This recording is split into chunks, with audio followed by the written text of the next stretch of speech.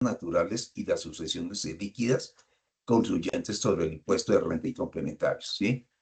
Bajo ciertos lineamientos. Las personas naturales, sean nacionales o extranjeras, sin residencia en el país respecto de su riqueza poseída directa o indirectamente o a través de establecimientos permanentes en el país, salvo las excepciones legales y las previstas en los tratados internacionales. Bien puede ocurrir que haya ciudadanos colombianos que residan en el exterior, ¿sí? Pero pueden tener, por ejemplo, patrimonio aquí en el país. Esas personas, a pesar de que están fuera del país, por su patrimonio pueden estar obligadas a tener que declarar. Para hacer un ejemplo, las sucesiones ilíquidas de causantes sin residencia en el país y en el momento de la muerte respecto de la riqueza poseída en el país, es aquellas personas que, no obstante estar residiendo en el país, tenían patrimonio aquí en el país. ¿Listo? Las personas jurídicas y sociedades, de hecho, contribuyentes del impuesto sobre la renta y complementarios. Y aquí incluye a todas las sociedades, ¿sí? Bien sean de hecho o de derecho, todas las personas jurídicas, salvo muy contadas, no, mentiras, todas tienen que declarar. ¿Listo? Las sociedades y entidades extranjeras respecto de su riqueza poseída directamente en el país, salvo las excepciones legales y las previstas en los tratados internacionales. Claro, hay sociedades internacionales, ¿sí? Entidades del extranjero que desarrollan actividades en el país y obviamente pueden tener un patrimonio en el país, ¿sí? Y las lleva a tener que declarar. Las sociedades y entidades extranjeras respecto de su riqueza poseída indirectamente a través de sucursales o establecimientos permanentes en el país, salvo las que establezca como excepción la norma y los tratados internacionales. Ok. ¿Quiénes no declaran? No son contribuyentes del impuesto a la riqueza de las personas que tratan en cierto articulado, es decir, artículo 18, porción consorcios y uniones temporales. Es muy común ver que en las actividades por requerimientos de contratos, a veces también ocurre en los contratos de carácter público, las licitaciones, que las empresas se vean precisadas a constituir un consorcio, una unidad temporal. Como tal, ese consorcio, esa unión temporal, no es contribuyente del impuesto, más si lo son quien forma parte de la unión temporal. ¿Listo?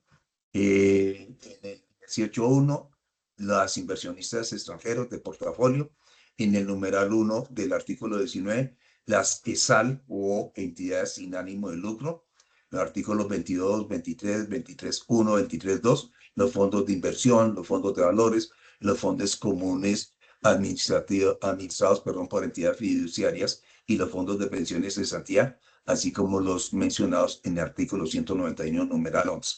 Esos son centros de eventos, convenciones, con participación mayoritaria, perdón, de las cámaras de comercio y que sean empresas industriales y comerciales del Estado. Tampoco son contribuyentes las entidades que se encuentran en liquidación, en concordato, en liquidación forzosa, administrativa, liquidación obligatoria, que hayan suscrito acuerdos de estructuración a las leyes 550 de 1999, ¿sí? O que estén en proceso de reorganización. Básicamente, esas empresas que entran en un proceso de liquidación, ya sea voluntaria o forzosa, son aquellas que en la medida que entran en ese proceso, vamos a decirlo entre comillas, esas personas cesan las operaciones y entran en los procesos de liquidación de concordato o de liquidación forzosa administrativa, que es la que señala el Estado. Por ejemplo, que de pronto Superintendencia de Sociedades declare que esa empresa debe liquidar. Ok.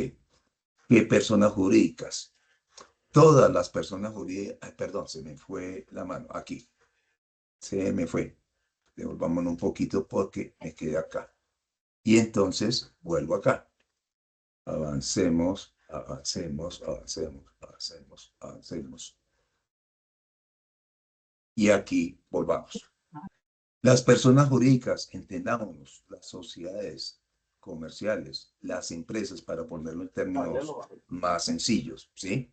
Tributan renta de acuerdo a una tarifa señalada en el artículo 240 del Estatuto Tributario. ¿Alguien me está hablando? Perdón.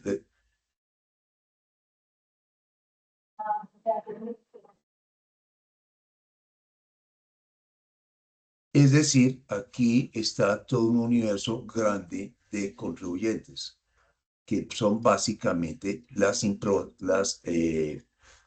empresas, las sociedades, ¿sí? Y la tarifa nominal es del 35% del valor de su utilidad. Tributariamente no se llama así, pero para ponerlo en un contexto más sencillo, digamos que es la utilidad, ¿sí? Entonces, ellas necesariamente tienen que declarar y eventualmente pagar un impuesto del 35% a partir de sus utilidades. Ok. Tenemos aquí en pantalla el formulario 110, que es el que corresponde a la declaración de renta para las personas jurídicas y sus asimiladas, ¿sí? Obviamente, esta información que está contenida en este formulario básicamente da cuenta de dos grandes componentes. El primero, que es el patrimonio.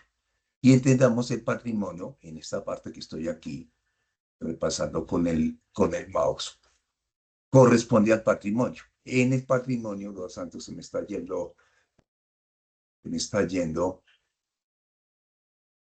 En el patrimonio, ¿qué voy a encontrar? Voy a encontrar en ese gran componente todo el conjunto de activos, ¿sí? Que es básicamente el patrimonio de la empresa, es decir, todas las posesiones que tiene, llámese dinero en efectivo, llámese inversiones, llámese cuentas por pagar, inventarios, propiedad, planta de equipo, todo lo que es del ente, entiéndase la empresa, que utiliza para el desarrollo de su actividad. ¿Listo?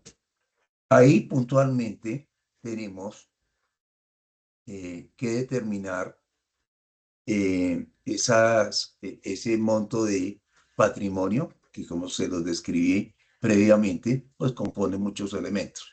Hay también un conjunto de pasivos, y ese pasivo se refiere a todas las obligaciones que yo pueda tener. Entendámonos, las obligaciones financieras que yo tenga con los bancos, los proveedores de bienes o servicios, es decir, aquellos que me suministran bienes y servicios y que están vinculados directamente con la actividad que yo desarrollo. Supongamos, yo tengo una empresa panificadora y entonces esa empresa panificadora compra una serie de insumos, materiales para producir el pan. La harina, la levadura, todo lo que yo compro para producir el pan, en algún momento una persona me lo comercializó y puede ocurrir que al corte, que siempre es 31 de diciembre del año en particular, yo pueda estar debiendo eso. Eso es un pasivo o una obligación, perdón, que yo tenga con una entidad financiera porque, por ejemplo, tengo un crédito. Hay otros componentes que son las cuentas por pagar, ¿sí? Que básicamente son las obligaciones que yo tengo con terceros por prestación de servicios, por ejemplo, ¿sí? Ahí también están las obligaciones tributarias. Hablemos, por ejemplo, del IVA, hablemos, por ejemplo, de la retención en la fuente, hablemos de impuestos de carácter local, por ejemplo, el impuesto de industria y comercio, los voy a encontrar ahí también. Están las obligaciones laborales, ¿sí? Que son aquellas que yo tengo con mis trabajadores. Y hay también otro tipo de obligaciones. Todo eso que he señalado es lo que constituye el pasivo. Y ahí, es decir, de traer, restar del total del patrimonio bruto los pasivos, me va a llevar a un patrimonio líquido o patrimonio neto, para ponerlo un poquito más sencillo. Ese es el primer componente de la declaración de renta de las personas jurídicas. ¿Listo? Después viene una desagregación de lo que son los ingresos. Y ahí en los ingresos, lo que voy a encontrar particularmente es los ingresos que se derivan de la actividad. Es decir, para el ejemplo, vender el pan, las tortas, las galletas, todo lo que puede implicar el tema de panadería y repostería. Entonces, ahí yo voy a realizar mis ventas con unos componentes muy particulares. Una cosa es tener los ingresos por las ventas y otra cosa es tener ingresos financieros. Por ejemplo, que yo tengo una inversión en un CDT y ese CDT me está produciendo un rendimiento. O inclusive si tienen cuentas de ahorro, si el banco le está pagando un rendimiento financiero, le está pagando unos intereses grandes o chicos, no importa, lo debo reportar ahí. Y ahí entonces voy a reportar todos los tipos de ingresos que yo pueda tener, ¿sí? Hay un componente, otros ingresos, que son básicamente ingresos que no son normales dentro de la actividad que yo estoy desarrollando. Después entonces vienen los costos y las deducciones. Por costos y deducciones que yo debo entender que para fabricar el pan yo tengo que incurrir en una serie de costos que están vinculados directamente con la actividad de producir el pan. Para decir, todos los materiales, todos los insumos que yo utilizo para fabricar el pan. Pero también tengo que incorporar ahí, por ejemplo, el costo inherente a pagarle al panadero, al repostero, las personas que elaboran el pan, ¿sí? Esos son costos. ¿Qué tienen de particular y qué tienen diferencia frente a lo que llamamos gasto? El costo, primero, está involucrado directamente con la actividad fabricar y comercializar el pan, ¿sí? Mientras que el gasto como tal son aquellos, perdónenme la redundancia, gastos en los cuales yo debo incurrir para poder desarrollar la actividad. Por ejemplo, tener personal administrativo. Es que tengo una oficina donde de pronto tengo un representante legal, donde de pronto tengo un área administrativa donde esté un tesorero, un departamento de contabilidad o de pronto un área jurídica, ¿sí? Esos son gastos en los que yo necesito incurrir para poder desarrollar la actividad, ¿sí?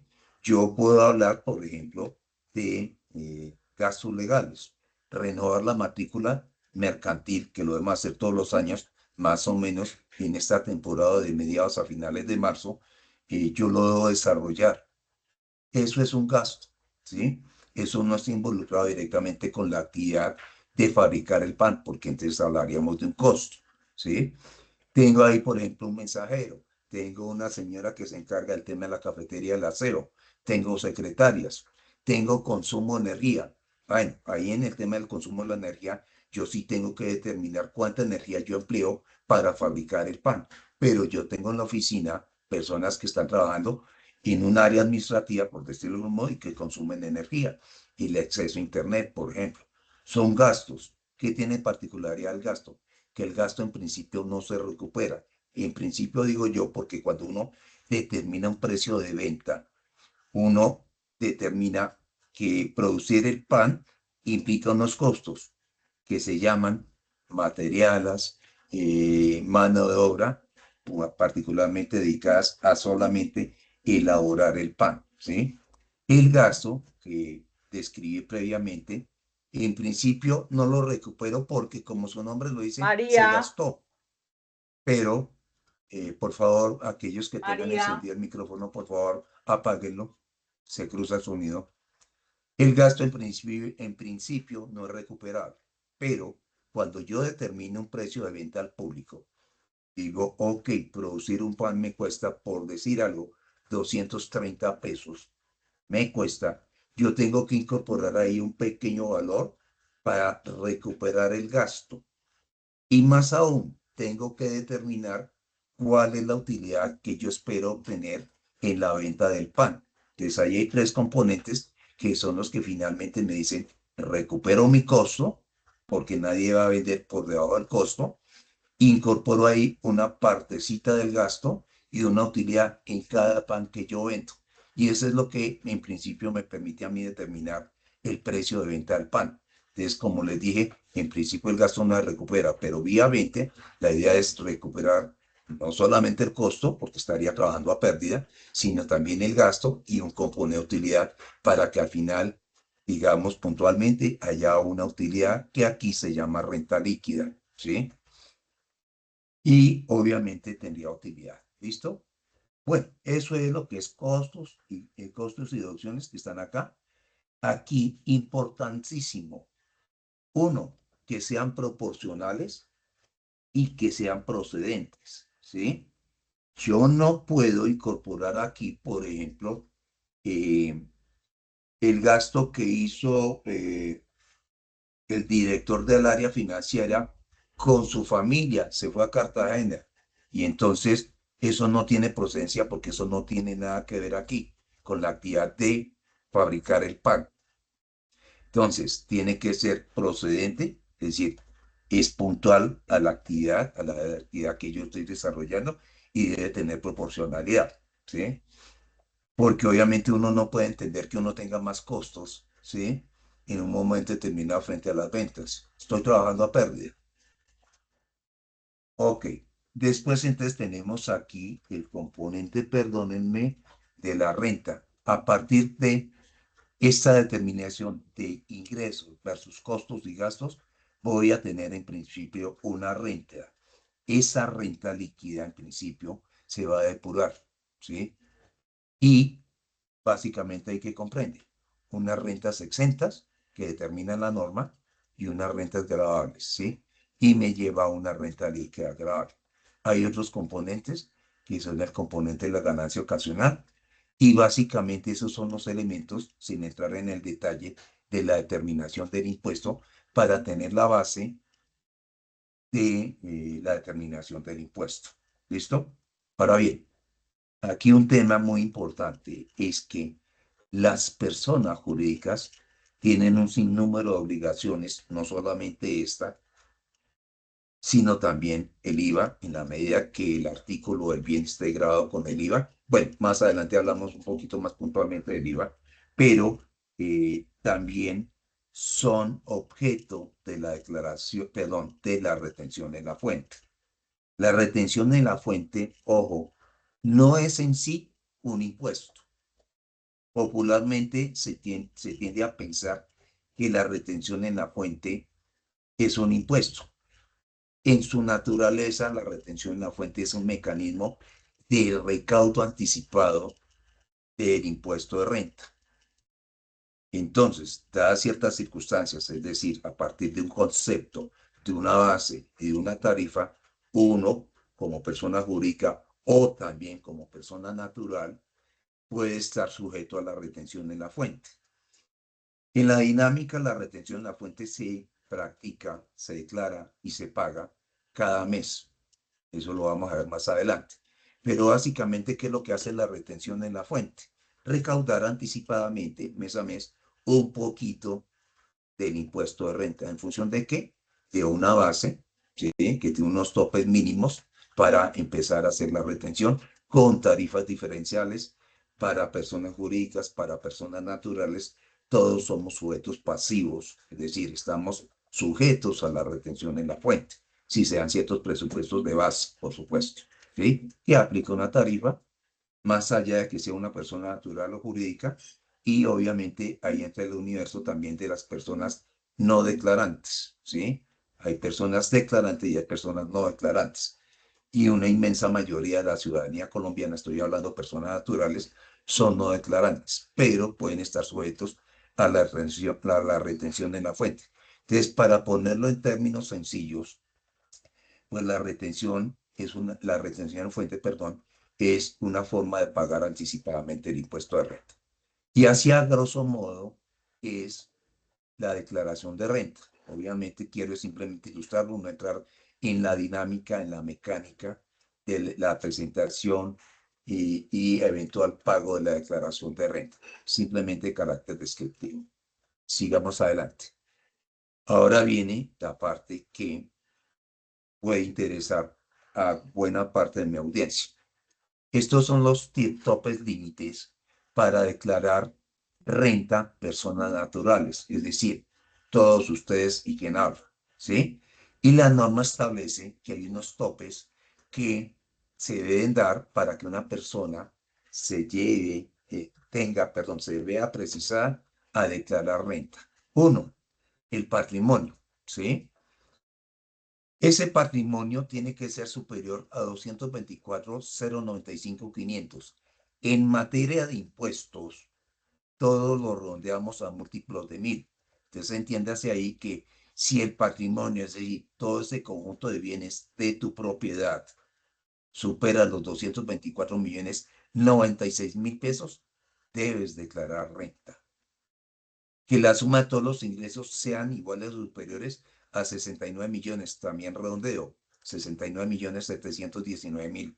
La verdad es que está en VTs, y la VT es una unidad de valor tributario que tiene un valor y entonces lo multiplica y entonces da eso, pero realmente serían 69.719.000. Ojo, los ingresos no importa de dónde provengan, ¿sí? Tú puedes tener un vínculo laboral y en ese vínculo laboral tú estás percibiendo, perdón, una remuneración por tu trabajo, pero también tienes un componente de prestaciones, puedes tener comisiones, puedes tener bonificaciones para el caso de una persona asalariada, es decir, una persona que tiene un vínculo laboral con una empresa, ¿sí?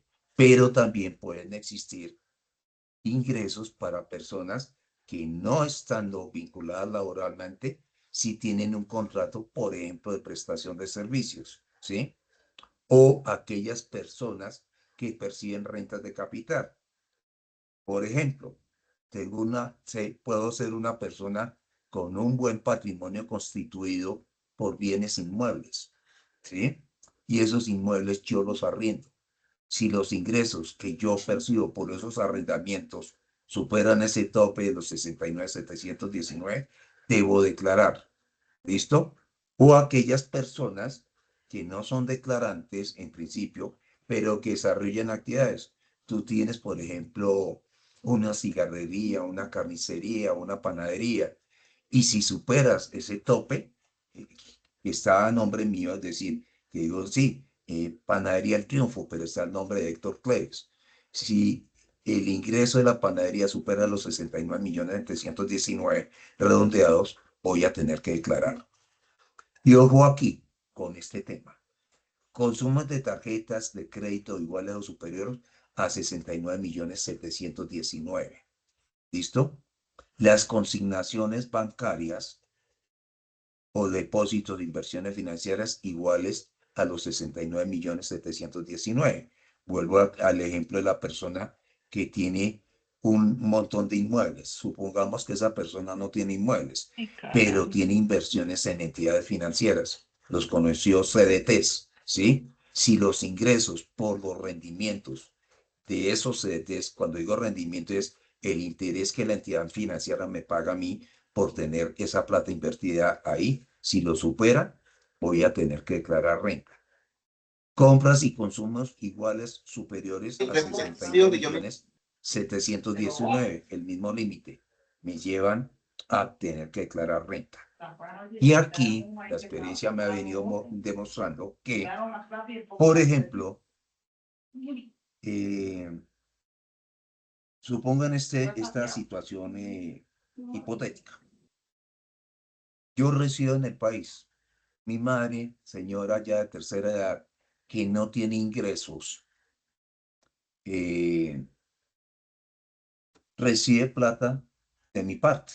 Y supongamos que mis hermanos vienen en el extranjero. Entonces me dicen, mire hermano, hay que ayudar al sostenimiento de la mamá. Y Se te silenció el micrófono, no te estamos escuchando. Buen día a No te todos, ¿cómo están? escuchamos.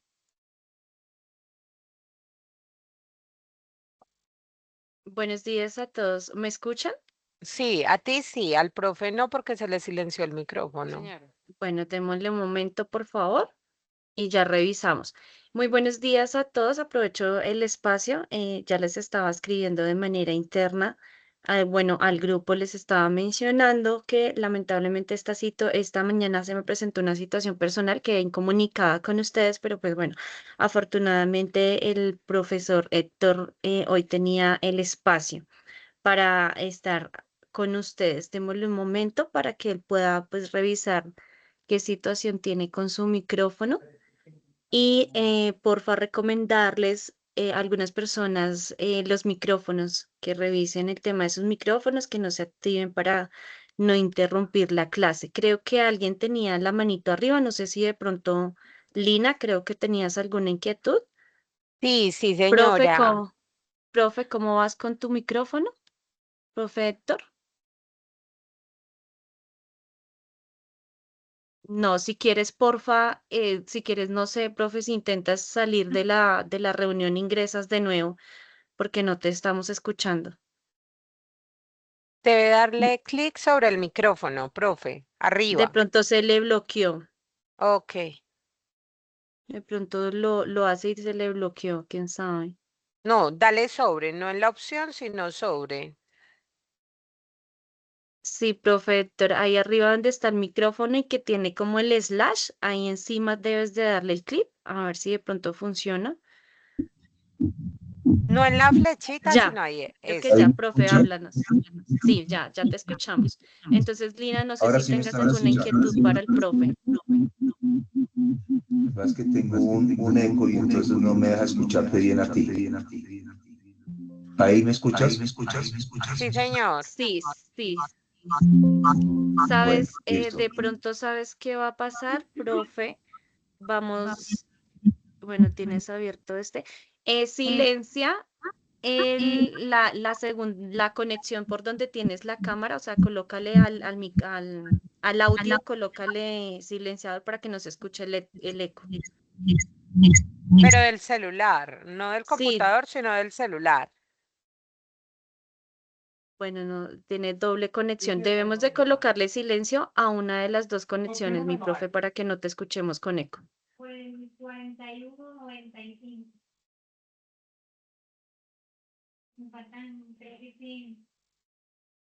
En este momento no te estamos escuchando, profe. ¿Ahí me escuchas? Sí, solo que cuando prendes ahí se te escucha el eco. Sí, hay un eco, pero entonces yo pudiera Tienes bajar que algo. bajarle el volumen al celular o Ahí me desconectarte del escuchan. celular. Ay, hermano, pero si el Deja, Bluetooth. sí, ¿Ahí me están escuchando? sí, te escuchamos con eco. Y aquí sí yo digo silenciar a todos. No, No, no funcionaría. Tocas que le bajes a una de las dos conexiones que tienes, que le bajes el volumen. Pero tiene que quedar eh, totalmente en volumen, uno de los dos, o el celular o el Sí, computador. alguno. no, pero el celular yo no lo tengo, no, no, mi celular no lo tengo activado. De hecho está sin volumen. Pero mi profe, tú tienes dos conexiones en este momento, ¿verdad? No, esta en la que estamos, nada más. ¿Solo una? Sí, si quieres, Solo- sal e ingresas de nuevo a la sala a ver cómo nos funciona. Bueno, entonces voy a salir y voy a entrar. Dale. Mientras Lina, no sé, la consultara directamente para el tema que estaban revisando. Sí, señora. Mientras, Era una ok, consulta entonces, para el profe. vale, entonces démosle un tiempito y ya ahorita le hacemos la pregunta. Bueno, por acá tenemos.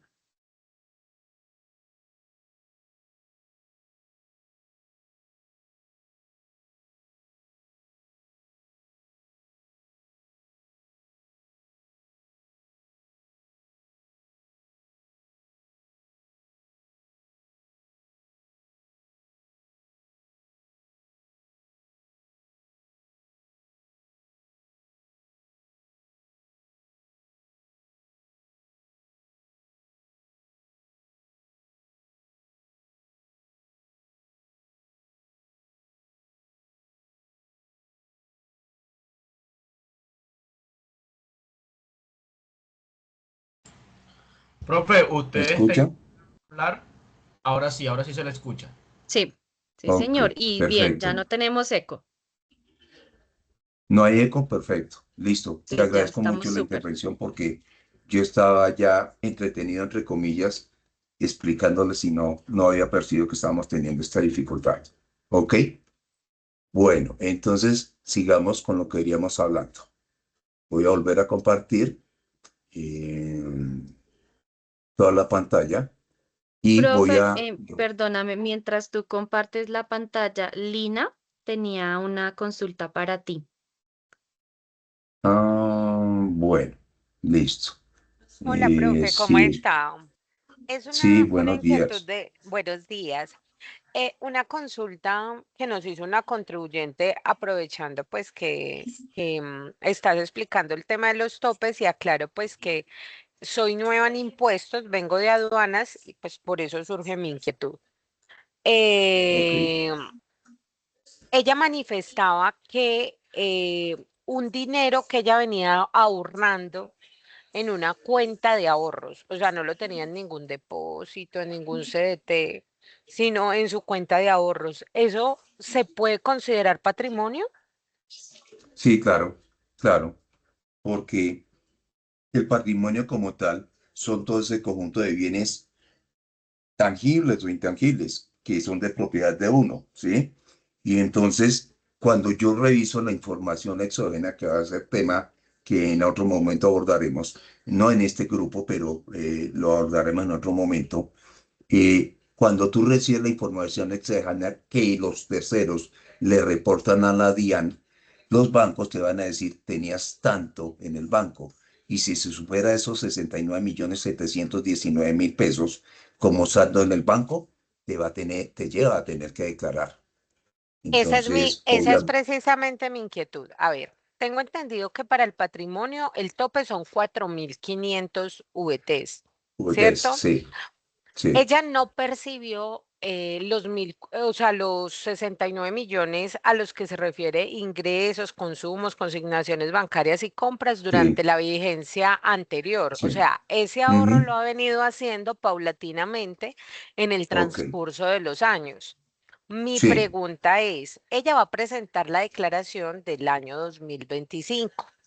Pero ok, ese dinero, ese dinerito que tenía ahorrado en su cuenta de ahorros no fue percibido durante el año 2025, sino que ya ha ido aumentando, digamos, el monto en el con los tiempo. ahorros exactamente. Entonces, mi Ok. pregunta es, en ese caso, yo le debo indicar a ella que debe declarar porque está en su cuenta de ahorros. Pues, o sea, Mira, entendiéndose de mira, que ese ahorro sería como el patrimonio, esa es mi inquietud. no, mira, recuerda que cuando estábamos hablando de los requisitos decíamos que el patrimonio de la persona natural supere 224.095.500, es decir, 224.096.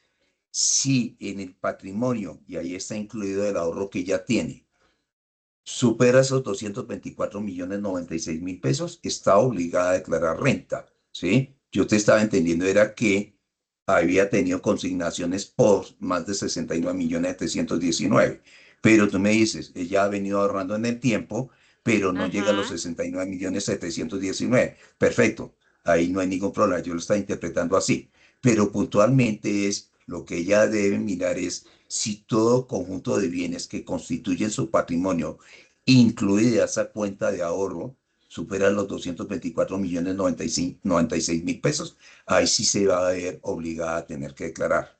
Pero en principio, si no supera ese tope, no. En principio, ¿no? Porque ahí Ujú. tienes que tener,